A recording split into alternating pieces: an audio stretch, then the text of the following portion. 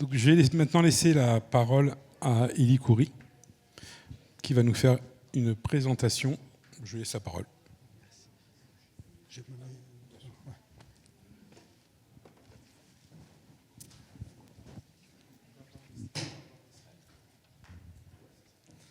Oui. Bonjour. Merci à tous d'être venus. Merci pour votre temps.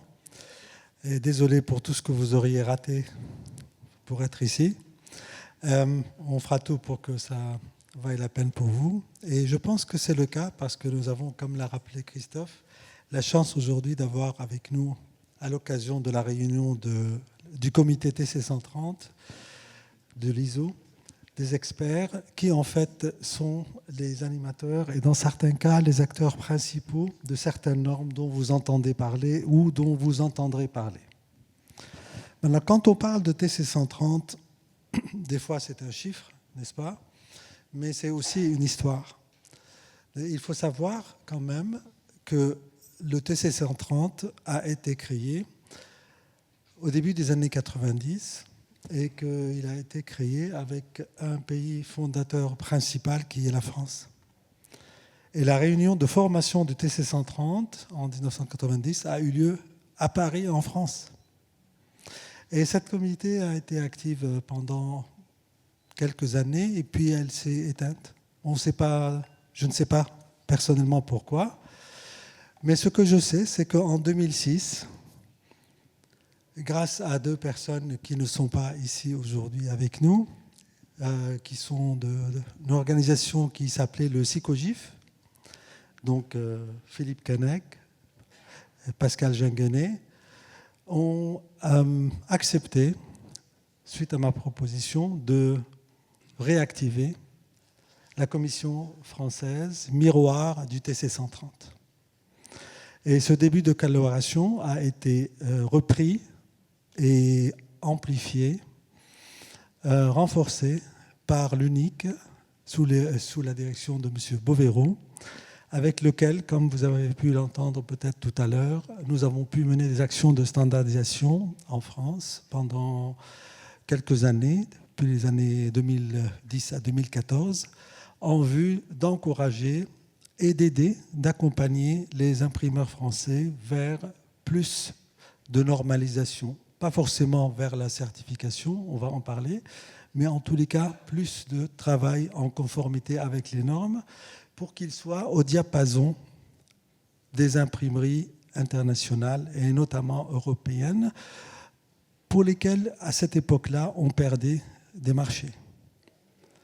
Donc le TC130, aujourd'hui, est composé par un ensemble d'organismes, donc à la tête desquels l'UNIC, Ambition Graphique, mais également des organisations comme Fabillon de formation, des organisations qui représentent soit des fabricants, soit des imprimeurs, donc une vingtaine de membres, et dont j'ai le plaisir et l'honneur de présider après la présidence de Luc Lana, qui nous a fait le plaisir de se joindre à nous ici pendant plusieurs années.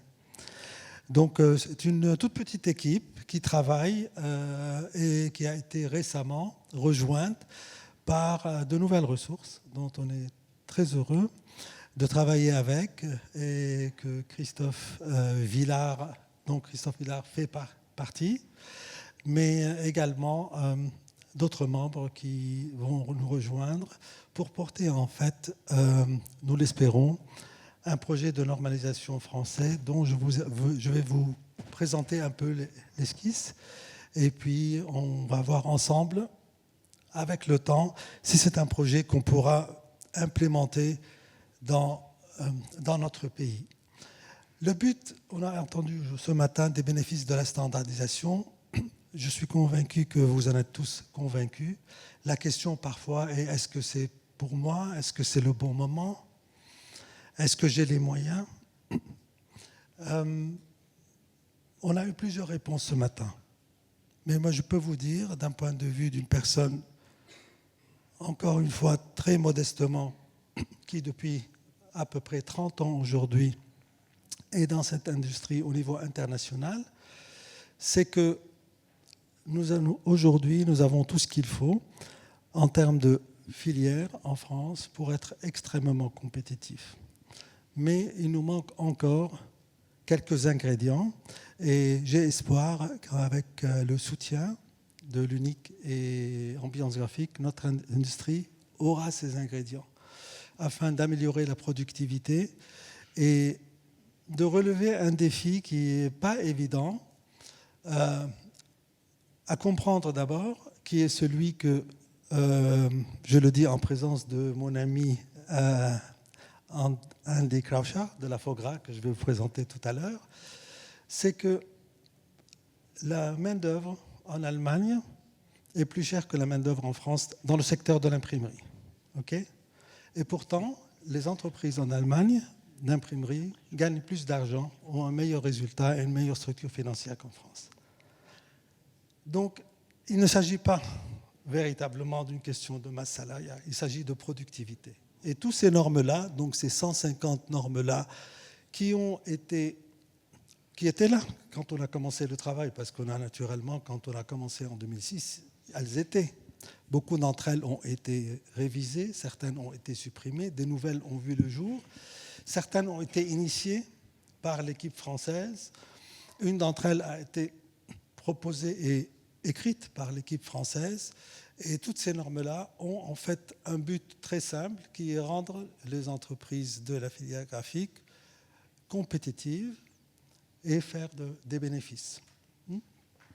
Dans un monde qui est très compétitif et où nos collègues qui sont là de 50 pays peuvent en témoigner, dans des pays où les normes sont très fortement implémentées et adoptées, comme en Allemagne avec Andy, comme au Brésil avec Bruno, qui va parler tout à l'heure, mais également d'autres experts présents avec nous, comme avec Carlo d'Italie. Donc ces normes aujourd'hui sont une évidence dans beaucoup de pays, et j'espère qu'avec l'aide de l'UNIC et Ambition Graphique, ça sera le cas en France. Aussi bien d'ailleurs au niveau impression, qu'au niveau marque et donneur d'ordre. Et ça, c'est un point important que je voulais soulever avec vous. Ma présentation n'est pas une présentation technique. Là, je vais la laisser à mes amis qui sont des techniciens et qui sont derrière des normes qu'ils vont vous présenter. Parce que je veux simplement attirer votre attention sur le fait que les normes doivent être adoptées aussi bien par le producteur que par le donneur d'ordre, par l'imprimeur que par la marque. Comme l'a dit une des intervenantes ce matin, c'est un partenariat. Pour que ce partenariat soit formalisé, il faut le structurer. Et pour que le structurer, il faut lui donner un cadre. Et nous avons ici une norme que la France a initiée et rédigée, la première version en 2018, qui en fait structure les relations entre le donneur d'ordre et l'imprimeur, et qui s'oriente plus vers la conformité de tout un processus, pas seulement l'impression, inclut l'impression, mais c'est tout le processus, du processus de définition de la couleur, du moment où on décide voici la couleur de ma marque ou de mon produit, ou les couleurs de mon visuel, jusqu'au moment où on contrôle la couleur de la marque, la couleur du produit, ou les couleurs de mon visuel. Donc vous comprenez ici la différence de perspective. Il ne s'agit pas de conformité de procédé d'impression, il s'agit de vérifier la conformité du produit fini. D'accord ? Et donc, ça commence par la définition de l'intention de l'acheteur, donc ce qu'on appelle là-bas définition, et après la vérification de toutes les étapes qui suivent la création donc, de la couleur ou du fichier qui contient cette couleur-là, tout au long du flux, inclut le procédé d'impression. Cette démarche-là n'exclut pas le process control, n'exclut pas le PSO ou le PSD ou toute certification de procédé qu'on va voir tout à l'heure avec nos 3 experts. Elle l'inclut, mais elle les dépasse pour établir une conformité entre l'attente du client et la couleur obtenue, la couleur imprimée. Donc, cette norme-là, qui est pour nous une évolution du contrôle de procédé au contrôle du flux, de la standardisation de la presse aux standardisations du produit imprimé, c'est la norme 19302 qu'on aimerait vous présenter aujourd'hui. Et pour y arriver, donc pour faire le chemin de la 12647 vers la 19302, c'est un chemin, vous allez sourire, c'est un chemin qui a pris en fait 20 ans. La première fois que j'ai rencontré M. Don Hutchison, qui est l'inventeur du standard américain d'impression qui s'appelle le G7, je l'ai rencontré exactement en mai 2005. C'est la première fois où je l'entends parler de G7 et j'ai découvert le G7. Et depuis, le G7 a été adopté aux États-Unis, mais pas en Europe. En Europe, nous avions la FOGRA et l'UGRA avec une présence très forte, présence naturellement méritée et légitime, avec la norme 1247-2 à l'époque, qui ne reconnaissait que le contrôle, je vais utiliser un terme technique pour la première fois, de l'engraissement de la presse. Tu contrôles ton engraissement, t'es bon. Je simplifie. Et 25 ans après, nous allons avoir maintenant une nouvelle norme, la 1247-2 2027, puisqu'elle est maintenant en version pratiquement finale de rédaction, qui va inclure les deux méthodes. Donc la méthode, on va dire, FOGRA de contrôle de l'engraissement, avec la méthode à l'époque révolutionnaire et aujourd'hui qui est devenue une évidence dans au moins la moitié du globe, qui est le contrôle de la balance des gris. Avant, il fallait faire un choix.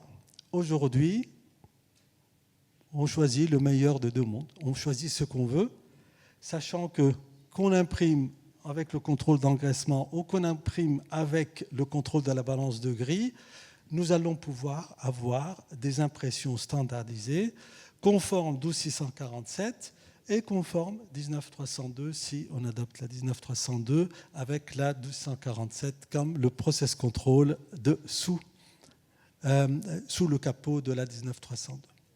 Donc le G7 est une méthode que vous ne connaissez pas, que vous allez découvrir, et Don qui est avec nous, qui est la personne derrière cette méthodologie-là, est avec nous. Il nous a fait l'honneur et le plaisir de venir la présenter. C'est une présentation qui sera en anglais, comme la présentation de Andy Crouchard et comme la présentation de Bruno Mortara, et avec vos écouteurs sur le canal 1, vous pourrez entendre la traduction en français. Et in fine, nous allons avoir Bruno Mortara, donc, qui va nous présenter la 19302 et sa vision pour l'avenir de la conformité des flux d'impression. Donc, je suis très honnête en vous disant que c'est un grand plaisir et un grand privilège pour moi et pour nous de les avoir avec nous. Et je leur ai demandé, et je suis sûr qu'ils vont faire des présentations qui sont les plus complètes possibles, avec une vision claire de ce que l'ISO 247-2 est dans sa nouvelle version avec Andreas Crouchard de FOGRA, de ce que le G7 et le G7 est dans la version nouvelle de la 1247-2 avec M. Don Hutchison, et avec le schéma de conformité des flux et de la conformité de produits imprimés avec l'ISO 19302 dans sa nouvelle révision par M. Bruno Mortara. Donc, je vous laisse avec eux et on commence avec M. Andy Crouchard, qui est l'animateur, on dit en français, en anglais c'est convener, c'est la personne qui anime et qui dirige également le groupe de travail numéro 3 au sein du TC130 qui se concentre sur les travaux de process control, donc technologie graphique et contrôle des procédés d'impression. Merci d'être là, Andy.